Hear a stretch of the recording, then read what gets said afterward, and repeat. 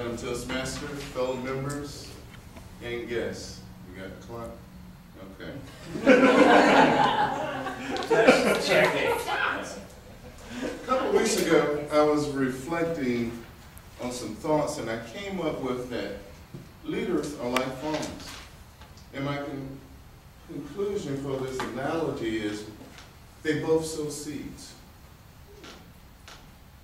A farmer sows seeds to plant a garden in season for an abundant harvest.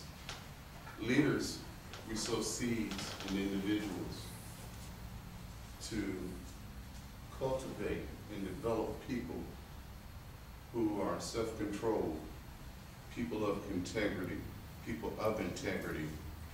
and without condemnation. I recall as a little boy, my grandfather, he wasn't a farmer, but annually he would plant a garden. I didn't care for it because there were bugbears, little bugbears, big bugbears, and one great big bugbear. But anyway, as he planted his garden annually, he did it. He had about an acre of land, so I guess that would be considered small. I've heard Heather talk about her father's farm. So an acre, that's nothing, that's a garden. But he did it to provide food, vegetables, and fruit for the family. And a good year of harvest, he was able to share his bounty with neighbors and friends. We as leaders, we sow seeds into people. There's a possibility we may be sowing seeds on ground that is not fertile ground. So we as a leader, we have to get in there and we have to till that ground just as the farmer in order to accept our ideas, our goals, or our direction for an organization or a company. Sometimes we have to lead by example. We have to get down there and we have to show people how to do it. And in doing so, it shows us the qualities of doing good things. Like in Toastmasters, when I became part of this organization, I saw the leaders taking roles of Toastmaster, timer. They went on, and a couple of months later, we had a governor over the region in the district or what have you. So that's leading by example.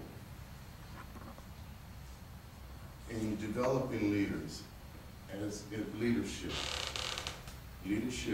develops people who are sound of speech, still people of integrity, and without condemnation. Leaders must be organized. Now, I don't think my grandfather realized it when he was doing it, and I believe it was a habit and something that he may have learned growing up, that he was taught by his elders.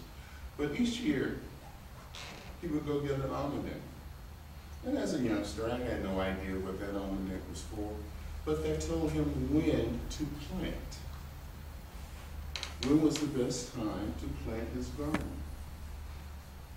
And as he went along, as he had tilted the soil and prepared the soil, and once in a while he had me out there with him, and every few feet he would drop seeds and I would have to come and cover them up. I found out later as I grew older that was so the roots would have room to grow, so that above ground you would have a nice healthy plant that will produce a harvest. Our organizational skills as a leader: planning, preparation, and execution. And I combine all three into goals. We must have a plan, we must prepare how to get there, and we must execute it once we're there. Our organizational skills keep us on task on a daily, weekly, monthly, sometimes a yearly basis, depending on how long the project is. It is our roadmap.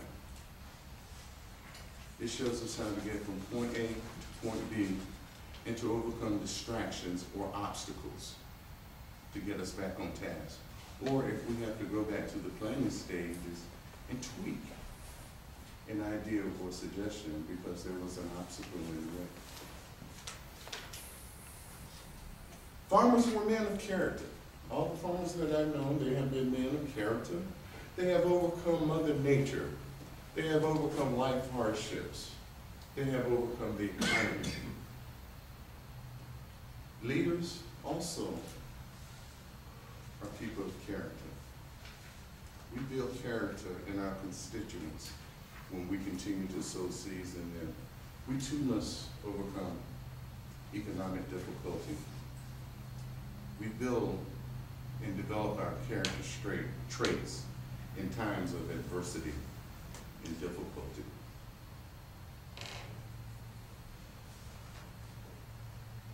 We sow seeds into an organization or individuals who are people of a sound voice, who are people of integrity, who are people without condemnation. I thank you.